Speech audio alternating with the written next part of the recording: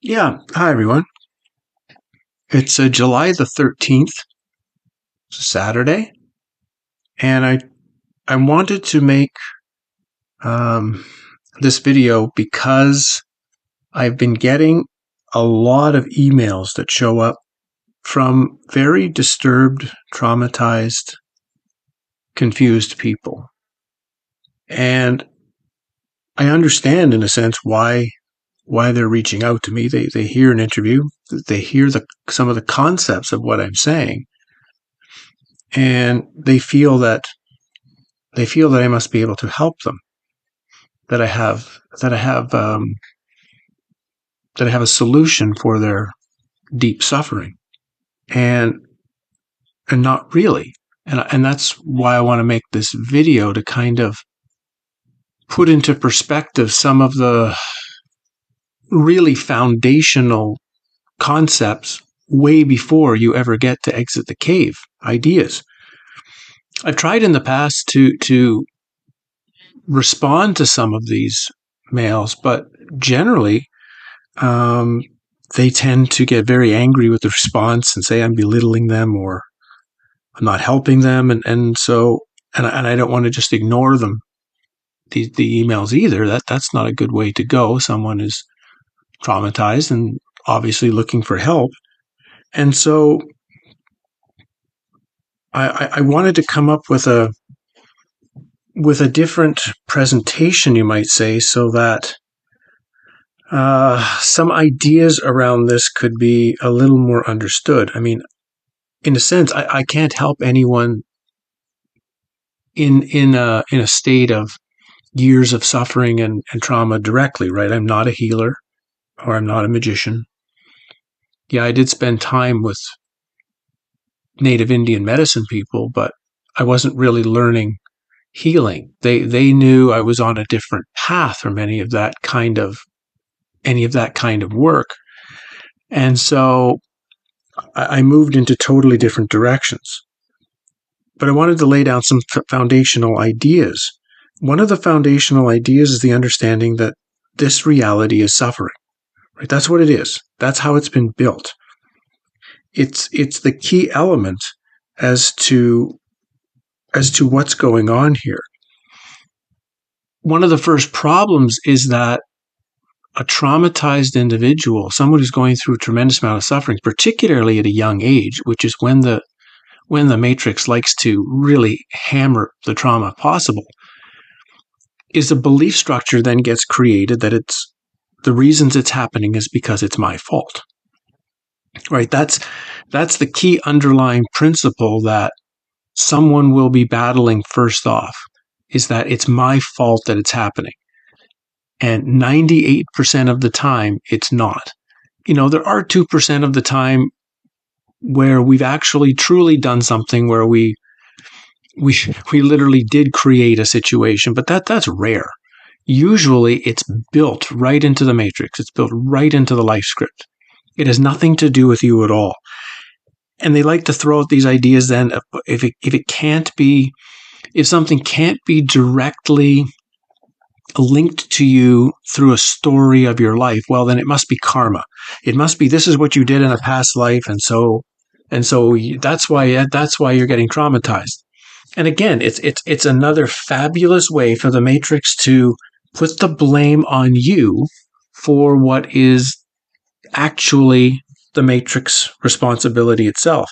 Now, as I've mentioned before, in time, what will happen is we will build an egoic structure around that. We will build an egoic structure around the trauma. We'll build an egoic structure around how it's my fault, how I'm a bad person, and now that will be projected again and again, and we'll create more and more and more of it. So now the creation process of it, you might say, yeah, now the person is creating their own suffering, but it's being created because of the original, deeper, older trauma that had nothing to do with you. And that's the karma. Karma is really just the mental projection going out in the world, which is, you might say, continuing to manifest the way you mentally see things. That's karma. It has nothing to do with previous lives or anything else. It just has to do with what are you projecting in the world, and generally what you're projecting in the world is what you've projected for the last 10, 20, 30, 40 years. And so it'll keep being the same. You're going to keep getting the same experience because you're projecting the same thing. That's karma. So, but it's not, in a sense, it's not your fault, right? It's like, that's how the initial traumas conditioned us. They conditioned the egoic mind and the projection tool a certain way. And so it's projecting things in the way that it projects. And we keep manifesting that over and over. So it requires a gigantic change, right? It's why you have to actually, the first step to anything is you have to clean up and heal the traumatized mindset. Because it's going to just keep, as long as it's in disturbed state, it's going to just keep creating disturbance. You can't go deeper into you really can't go into, like, for example, when I'm talking about exiting the cave or ending a reincarnation cycle, that cannot be done with a fragmented mind. It's actually bizarrely one of the good things about the egoic mind is the egoic mind won't let go. The personality structure won't let go if it's broken, if it's not whole, if it's not healed. It's actually a good thing, because if you have a real deep experience, a total realization of the way things actually are, the fragmented mental structure would just make things worse if you actually had that. That's happened to a few people where they've been in a fragmented state and then were doing things that actually put them in a place where they had an fairly ultimate realization, and it's not like that helped anything. It actually made things worse. So it's important to create this stable kind of place. And I know that a lot of people might say, well, you don't have much good to say about the New Age movement, which I don't. You don't have much good to say about spiritual traditions and therapy or whatnot. But actually I do, because those things are foundational steps in which you create not a perfected mind, but you create at least a mind that's relatively balanced. That's relatively calm. That's relatively grounded into the dream state. Then with that place, now you can go forward. But until that's done, that's not going to happen for you. And I'll get to a moment, because I know what the question's coming from people, and I'll get to it in a moment. But a couple of other ideas first to just keep in mind with this, right? Which is one of the key realizations for me, which was really, really important, which I didn't fully accept until a few years ago. I fought this realization for 15 years. And that is the realization that the world will never improve. It's never going to get better. This reality is never going to get better. You can change the government, you can change the financial system, you can change anything you want. It's never going to get better, because it's not built to be better, right? It's built to be a place of trauma, a place of distraction, a place of distortion, a place of upside down world. That's what it is. It's not ever going to get better. But you can manage it differently. It can be packaged differently. It can be personally on a one-by-one basis. It can become different. The trauma in a person's existence can alter. Like, a good example would be a traumatized dog, right? There's lots of these stories of the dog. I mean, it's in fear, it's in terror, it's shut down, and with a really good, caring person around to take the dog and look after it for a few months and give it some kindness and some help, all of a sudden in 2 or 3 months, it becomes a fabulous dog again. It's become what it was before the trauma happened. And there are, tens of thousands of these stories of these dogs that have transformed and become fabulous friends. The difference is you can't magically transform all the dogs in the world. You can only transform one traumatized dog at a time going forward. And that's got to be the way you've got to think. You can't fix the world. You're fixing yourself first. And I don't want to say fix because that's not the right term for it. You're stabilizing yourself, or you're rebalancing yourself, you're unfragmenting yourself. From an unfragmented state, now you can move on. Because exiting the cave, I know people hear these interviews and it's very challenging because I talk for like 30 or 40 minutes or an hour or something, or I put out a small video, and it's easy in such a very short period of time for people to come up with all sorts of ideas of what they think I mean. Right? It's not the same as if someone who knew me and was spending time and we were friends and they were talking to me every day for, at the coffee shop for a couple of months. They would have a complete detail of everything I'm talking about and all the layers that I'm talking about. And they would see that exiting the cave is not an escape. Exiting the cave is not an escape from your suffering. And and I know a lot of people would hear this idea and they think, I can escape it all. And it's not an escape. It's not an escape. Right? And it's not a disassociation. It's not a denial of reality. Exiting the cave eventually becomes a direction that happens from a place of clear, balanced seeing as to what reality is, and more importantly, the work of self-definition to know that which you are, which is to eventually see that you're not the thing you see in the mirror every day. You are something else. You are something much deeper, much different. And that this is the vehicle that's being borrowed. Even then, it's not being borrowed. That's a poor term, because the thing that you are isn't even consciously borrowing it. The thing that you really are is asleep. Like I mentioned in a video before, that's what has to wake up. But it really only wakes up when the external character becomes somewhat grounded and balanced. And that's a huge part of the work, is just rebalancing. That's actually why my book, Falling for Truth, is really, really important. I consider it now. I've reread it recently, and there is so much foundational information in there that it's kind of like you can't really move to exiting the cave until you've, I think, grasped the material in Falling for Truth and started to apply that in your own life. Because you can't read a book and think you've learned anything. You have to read books and then apply it personally. You have to take what you read and turn it into day-to-day existence. So I know the question that's coming, which is, you're someone who's in this troubled state. Well, where do I get this help? Where do I get the help I need to rebalance then this state? And that's not an easy question. Because there's a whole lot of, if you just go on the internet, there will be a million healers promising you that they'll be able to fix you. And generally, I found that, 999,000 of them really can't. A few thousand can. A few thousand really do have these skills.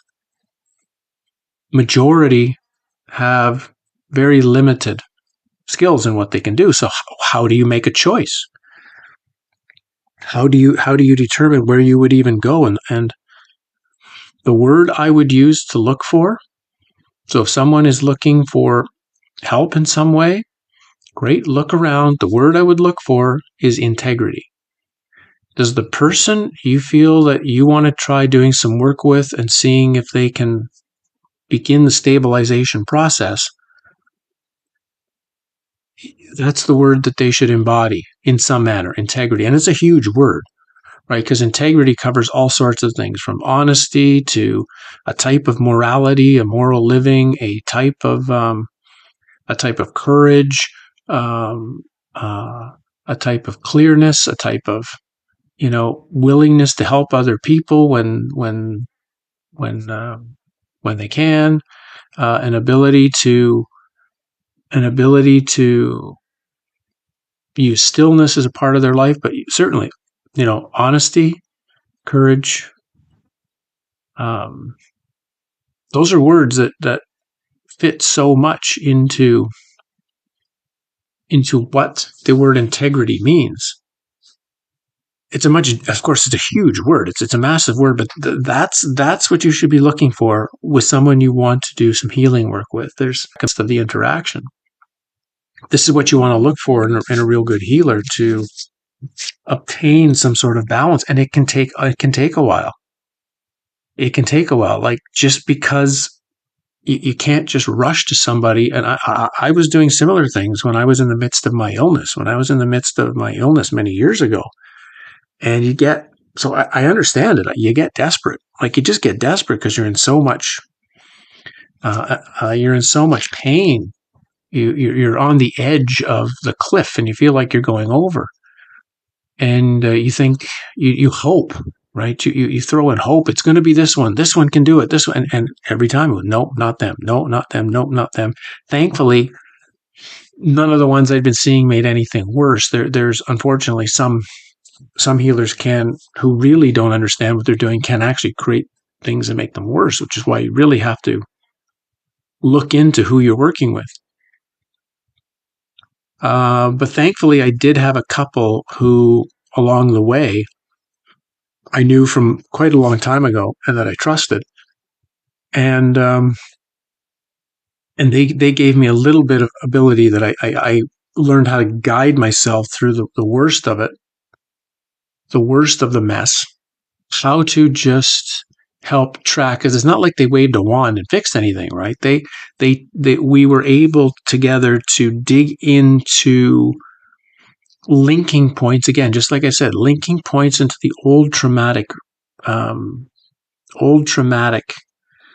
layers, which became the karmic structure of continually repeating the pattern over and over and over again, creating it, projecting and creating it into reality. And they were able to help work to uncover where these things were. Yes, they did some energy things to help move the process along a little quicker than I would do all by myself. But the point is that I did a lot of the work along with them, that they just didn't wave a wand. That doesn't work that way. It requires those who can move us into ways where we find out how we do this healing work on ourselves, how we do the work to uncover what's back there and release particularly these ideas that it's my fault, right? That we get a glimpse of where the originating patterns actually come from, not us, and not even blaming it on another person, but blaming it on the entire structure that allows people / beings / whatever to operate the way that they do here. And once this release starts to happen, not because we deny it or because you could say disassociate, that's a big word where people just, literally move part of their consciousness away from their normal reality. So they block themselves off from the experience of anything. It's nothing like that. It's getting to a place where you start to get comfortable and you start to get okay with being willing to clearly dig into one's life and see what's really there, which is again why the recapitulation is so valuable. I mean, I don't think the work I did eventually with the healers that I did find many years ago would have worked as well without having gone through 2 full complete life recapitulations, because there was a lot of stuff that had already been seen and cleaned up and released from my life for my own work. So there were a lot of areas I knew I didn't have to go into anymore. That's been done. That's been cleaned. I understand that. I don't have problems with this person or this experience anymore. So it was limited where I was looking.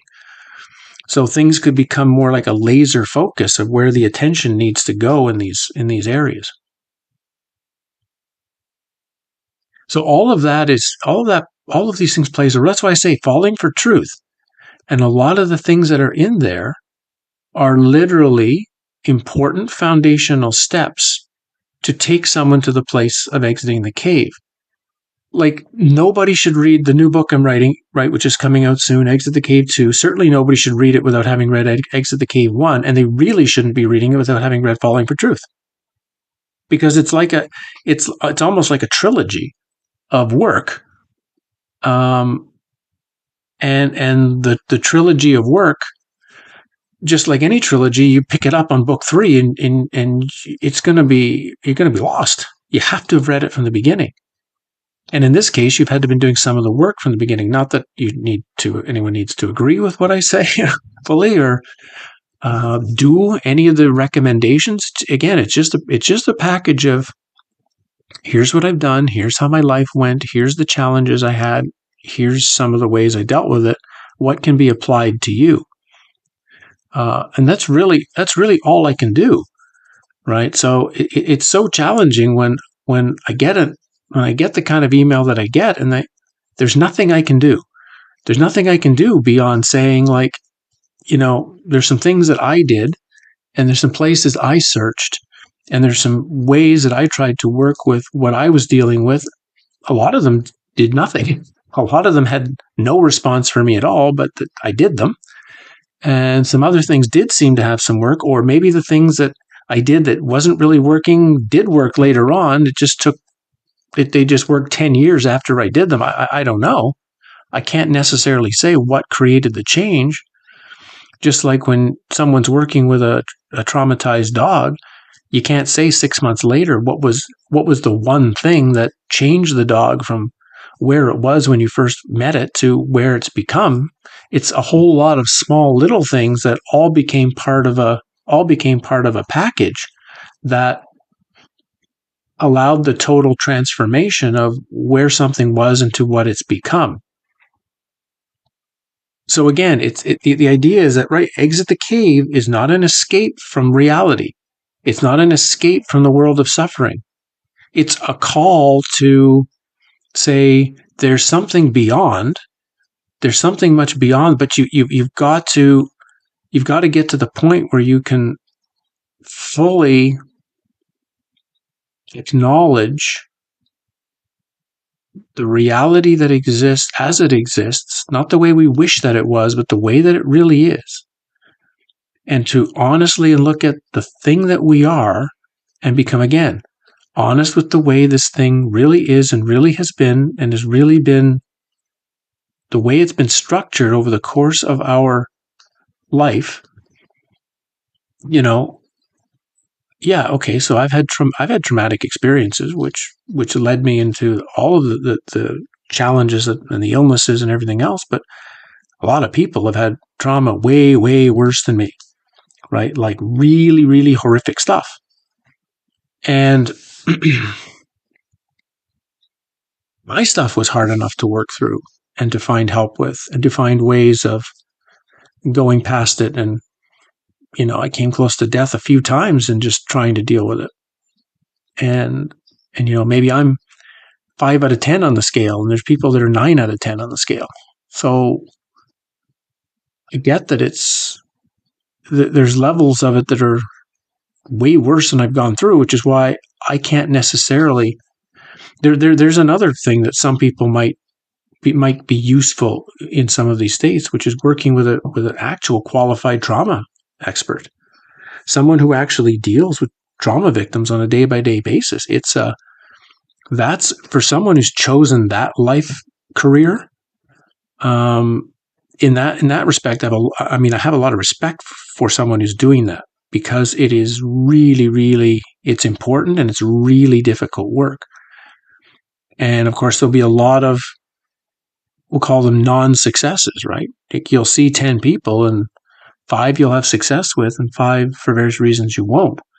And that must be very challenging for someone working in that field to know that they'll have just as many successes as they will non-successes. But the successes still have importance, right? There's still, you can't save every dog, and you can't fix the world to make it that the dogs never don't get treated the way they get treated here. But you can work on a one-by-one basis and do what you can to limit the number that the traumas are happening to. We can learn to limit and mitigate and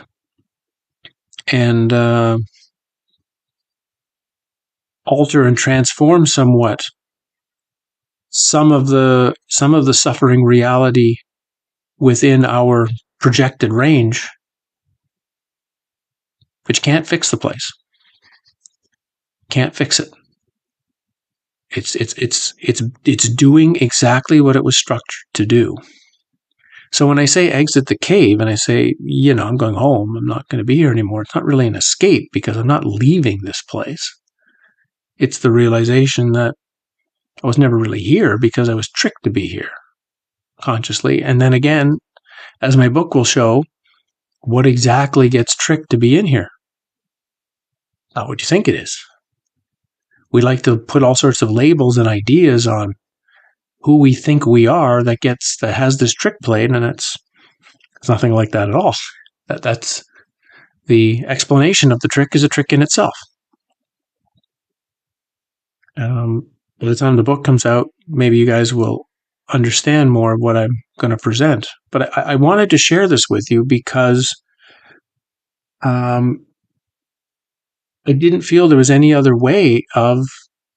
I'm hoping that this will be of value to a number of people who this kind of, we'll call it troubled mind it hits, it reaches, that someone can see like, okay, there's a transformation that needs to occur, and it's not my fault that it needs to occur. But that doesn't mean it still doesn't. If I want to eventually be able to go further and farther beyond, you've got to start with where you are. You've got to start at the place you actually exist. You can't project yourself somewhere in the future and pretend you're somewhere else. You have to see where you are, honestly. And then, like I say, it's find some people who can help that have integrity. They don't have to be perfect. They don't have to do everything. You just have to feel like they're going to be honest with you, and they're going to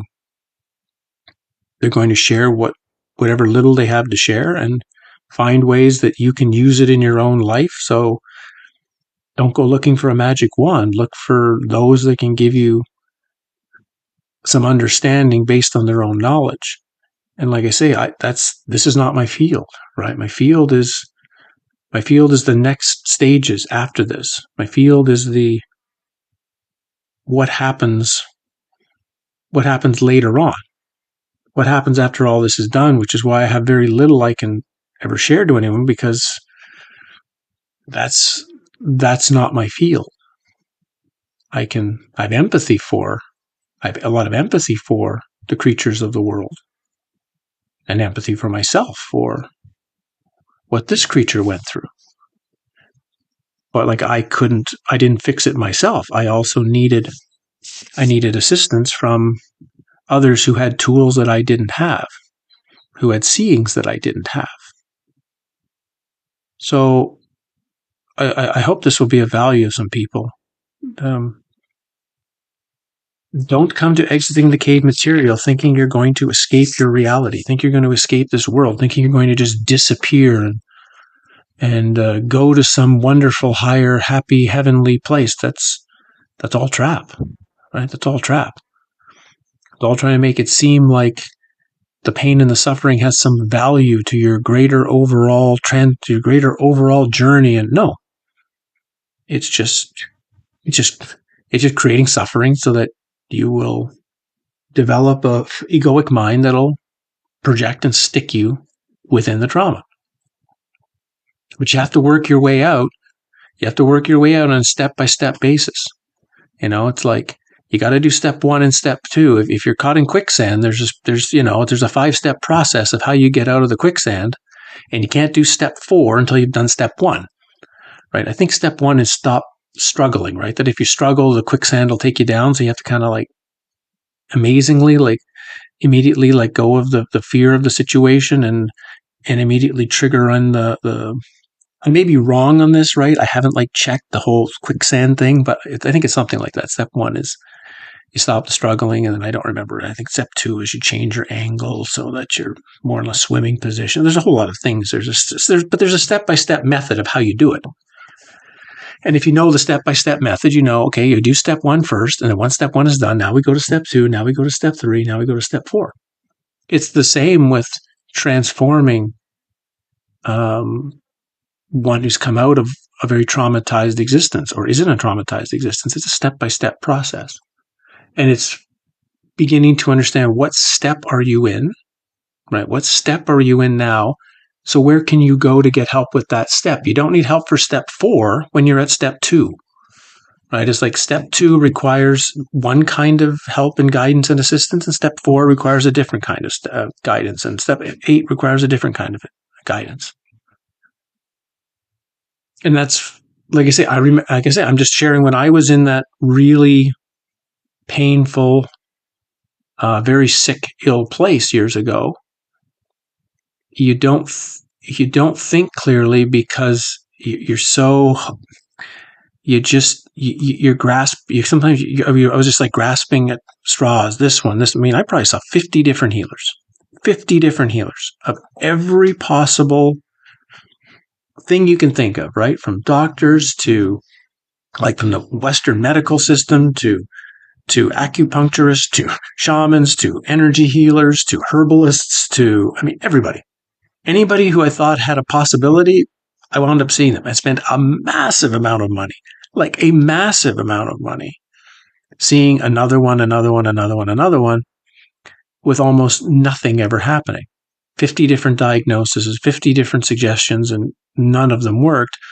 Only a couple began to really see through some bits of what was really going on, but it took a combination, like I say, of finding the combination of the right ones who could unlock what was within, where the real issues were. And once the real underlying issues could be brought out and discovered and can actually be worked on and transformed, then it actually changes. Then it will actually change. And then it will, and you're doing it, right? I can say that these people helped me, and they did, but they did like half the work. I did the other half. There's a whole lot of work I had to do myself. And writing the books and doing all these videos, for me, that was part of the process of finishing all the things that had to be done over several years. This is part of the complete transformative package, is doing what I'm doing right now. So anyway, that came out of the videos from the emails that have come in. And I hope this, my idea is that hopefully this is of value, and that should any of these arrive from other sources, I can bring you to this video, and that hopefully this will give you some direction and some ideas of what you need to do next, because unfortunately I can't tell anyone what to do. I can, even with exiting the cave, I'm just giving some personal I'm not even necessarily recommendations. I'm just sharing my story and my ideas and things I've done. Everybody has to make their own decisions and find their own way out of their own personal quicksand. And when you know that it's an escape, that's not really an escape. The whole process and its totality might make a bit more sense to you. Okay, I'm going to leave it there. Yeah, I hope this is useful. And we'll just see how our world plays out. Do your best to remain clear, remain rooted, grounded, and in all facets of your life, not just in looking for healers.